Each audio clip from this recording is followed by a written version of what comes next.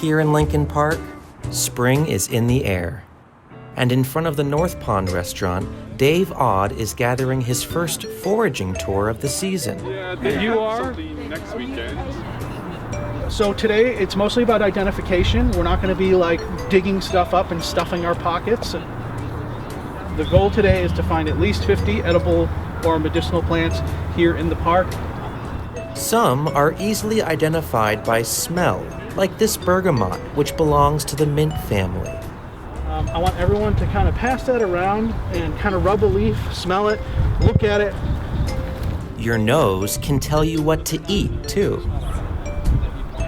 Anything that smells like garlic or onion is edible. Everything. Wow. There's no exceptions to that rule. Next is a popular ornamental flower with several culinary uses. This is your common, everyday daylily. The flower of the lily is edible. The bud of the lily is like a green bean usage. They're really good, like tempura fried. And when they're at this stage, you can actually, the greens can be cooked like asparagus. I'm gonna take you down here, down the hill. Trees are also on the tour. The Saskatoon will soon produce June berries, one of Dave's favorites in the Chicago area. So these little buds on here in a couple weeks will develop into flowers. By June, those flowers will be berries.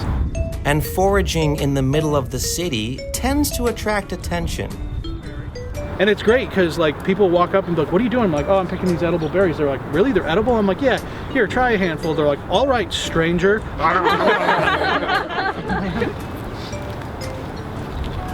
Ever wondered how root beer got its name?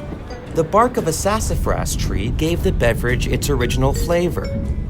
The great thing about sassafras is the root tastes like root beer. Smell that. And the branch tastes like Fruit Loops. So you get two really great flavors from the same tree. Dave says he can identify more than 1,000 edible plants. So this is the part that's going to have the most ginger flavor. But he still gets stumped, especially this early in the season. There's a lot of things that just like, they come up in, you know, they're just leafy and you don't really, it's really hard to tell what they are because they're not fully grown yet. So a lot of things you can't really tell what it is until it's like bolting or has flowers on it. I kind of equate it to like a wild kale. Foraging can be fun, but it's also an important skill for those who depend on it. Let's watch that video again.